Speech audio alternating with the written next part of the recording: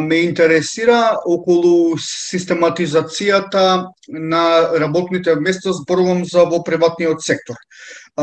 Што вели трудовата регулатива околу истата и кои се тука надлежностите на синдикатот или на работниците, еве, ако нема синдикат, нели, во компанијата, околу, нели, таа систематизација на работни места? Систематизацијата е наметната од потребата на работни места кај работодавачот, а инаку произлегува од договорот за вработување. Во член 28 мора да се наведат се работните обврски на работникот, па на таков начин работодавачот ја крира систематизацијата, секако става поголем опис на работни задачи за да може да го искористи работникот за повеќе работни задачи кои што му се предвидени. Законот остава слободна волја на работодавачот да ја крира систематизацијата. Синдикатот секако има големо влијание во се што е поврзано со работникот. Знаете, завршените одредби на секој колективен договор велат работодавачот е должен да го консултира синдикатот за сите прашања кои што се поврзани со правата на работникот. Така да работниот однос, за разлика од договорот што го склучуваме по закон за облигации, представува договор кој што работникот однапред го прифаќа и однапред ги прифаќа работните обврски пред самото стапување во работен однос. Па треба да биде запознаен со своите работни обврски пред да го склучи договорот или пред да аплицира на тоа работно место како нешто што однапред е утврдено уште пред работникот да стапи во работен однос. Сега, ако синдикатот смета дека со систематизацијата се повредува некои критериуми на нормално хумано однесување, влие во систематизацијата и мора да влие. Имаме обиди ние за некои јавни предпријатија да се смени систематизацијата. Можам да кажам од искуство, ЈСП Скопје има во својата систематизација помлад возач и возач. Основен критериум за еден работник да аплицира на работно место возач е да има соодветна возачка категорија. Ќе се стекнеш ти со таа возачка категорија, ти си више да водиш автобуси, ти си професионален возач. Да аплицираш за работно место и да добиеш категорија помлад возач, а истиот твој колега, кој ги работи истите работни задачи како тебе, има статус возач и поголема плата, значи дискриминација во најмала рака. И тука синдикатот реагираше да се смени, нема опција да има помлад возач и возач кој ги работат истите работни задачи. Знаете, им го наметна прашањето дали помладиот возач има ментор поред себе, дали има кратено работно време, дали вози поинакви автобуси.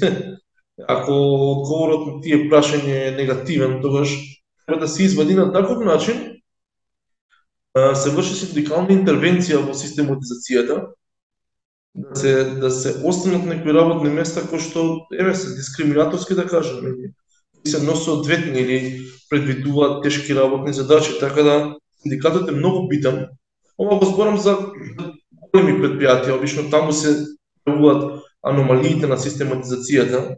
Помалите работодавачи сигурно немаат ни изработено внатрешен акт на систематизација, зборам помали работодавачи до 10 работени. Така да скоро секој си ги знае работните задачи усмено што ќе ги каже работодавачот. Ма тоа дали, например, еве би требало и во тие мали предпријатија, тие мали компании да си има една писмена систематизација. Сега ако сме 10 луѓе, ама да има, за да има, еве да речеме, пишан документ дека вака и вака се работните задачи. Тоа би било подобро и за работодавачот и за работникот. Сега може би и тоа бирократија, не знам како оди таа процедура, но мислам дека нели подобро е кога е нешто напишано. Ти си адвокат, знаеш дека кога имаш нели доказ пишан на хартија е многу полесно, нели да се не да би било добро, него би било одлично да има систематизација, да тоа го олеснува од главоболки работодавачот, Секој нареден работник кој што ќе аплицира за работа, систематизација ќе види кои му се работните задачи на работното место. Така. Од систематизацијата напишена и платата, па не можеш да дискриминираш еден од друг. Така.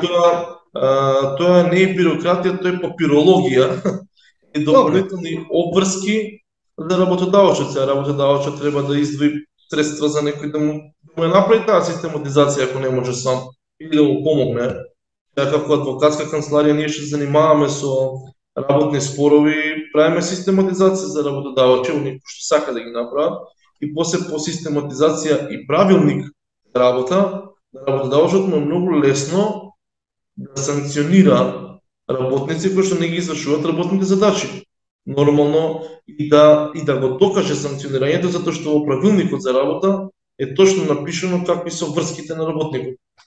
Истото важи за систематизацијата. Одлично би било секој работодавач да има систематизација. Тоа може да се олесни патот за систематизација или да се укаже на секој работодавач дека веќе кога ќе се трансформира од микро или мало во средно предпријатие, мора да има и внатрешен или надворешен сектор за човекови ресурси. Некој што ќе ги води.